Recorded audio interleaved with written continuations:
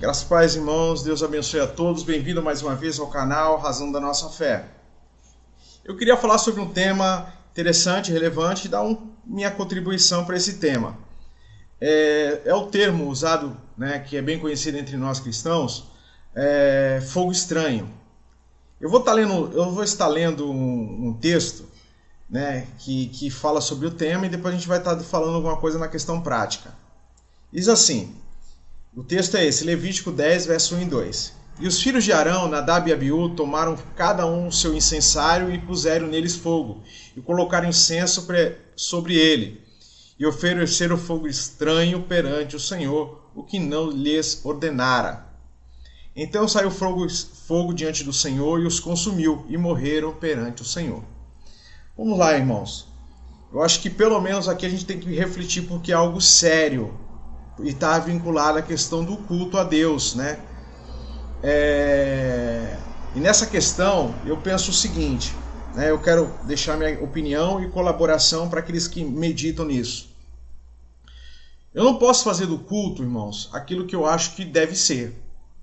Às vezes nós temos a melhores das intenções, nós queremos fazer o melhor possível, coração sincero, uma pessoa verdadeira, mas não dá para modificar o culto ou adulterar o culto com qualquer outro intuito. A gente tem que procurar se refugiar nas Escrituras no que diz respeito a Deus e os seus elementos que Ele deixou aqui para nós, quanto mais a questão de culto ao Senhor.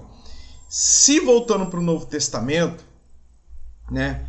a Bíblia diz assim, ora, tudo isso lhes sobreveio como figura, e estão escritas para aviso nosso, para que já são chegados os finais dos séculos. Ou seja, Paulo ele escreve aos Coríntios advertindo que tudo que foi escrito no passado deve ser motivo de reflexão e do que nós estamos fazendo hoje no tempo presente, ok?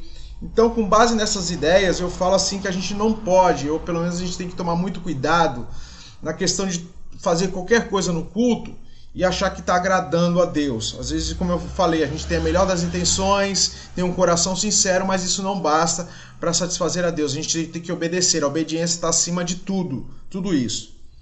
E nesse quesito, eu acho que culto é algo que diz respeito, não dá para encaixar no culto questão de entretenimento. Tá? Exemplo aqui. A gente não pode falar assim, não tem nada a ver, tem tudo a ver. Tá? E quando a gente fala disso, a gente tem que se refugiar nas Escrituras. Ou seja, se eu vou fazer qualquer coisa, eu tenho que ter respaldo bíblico. E quais são os elementos hoje, atualmente, que está no Novo Testamento, porque nós, como Igreja do Senhor, estamos sujeitos ao Novo Testamento, que pertence ao culto a Deus? Quais são os elementos que a gente tem respaldo para achar no Novo Testamento? Vamos lá. Batismo, ceia, louvor, testemunho, doutrina, que é a palavra, oração e oferta.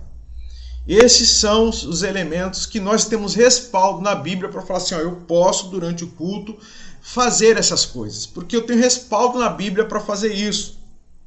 Tá? Outras coisas, irmãos, eu não vejo respaldo, mas tem gente que acha, irmão, não tem nada a ver. Eu acho que essa passagem de Nadab e Abiú já deixou bem claro que não é bem assim, tá? E falando de coração sincero, quando as pessoas tentam trazer alegações para fazer as coisas, determinadas coisas, toda vez que me falam isso, embora não esteja vinculado totalmente ao culto a Deus, mas está vinculado a Deus e o serviço a Deus, é quando Davi, ele manda fazer um carro de boi novinho, tá? Com as melhores das intenções, para servir, para adorar a Deus, tá? E coloca a Arca da Aliança em cima de um carro de boi. Você que é cristão, você sabe o que já aconteceu. Uma pessoa morreu por causa disso. Davi ficou estarrecido com a situação, foi repensar tudo que ele havia feito, tá? Para poder fazer diferente, porque não era daquele jeito que poderia se carregar a Arca da Aliança. Então, quando a gente fala assim, eu vou fazer isso no culto, eu vou fazer aquilo outro, nós temos que ter respaldo bíblico. O culto não pertence a nós, o culto não existe para nos satisfazer, mas para satisfazer a vontade de Deus. Nós estamos tributando, honrando, reverenciando ao próprio Deus.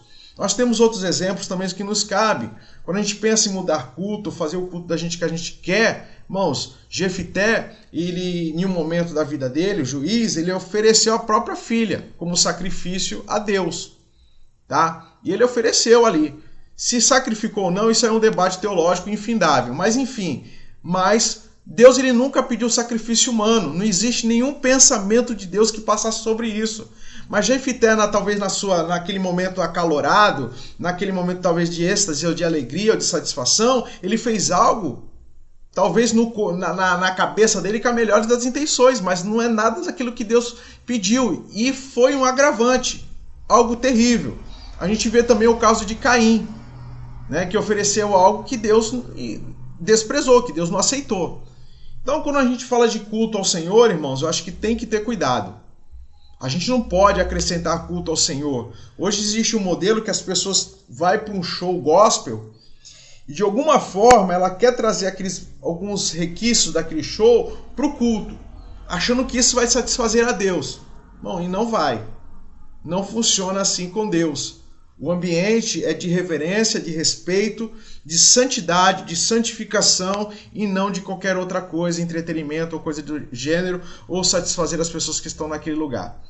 Que isso sirva para você pensar sobre isso, tá? Eu acho que o caso de Nadab e Abiú é uma boa lição para que a igreja atual pense no que está fazendo no culto ao Senhor. Que Deus te abençoe, te dê graça e discernimento. Amém.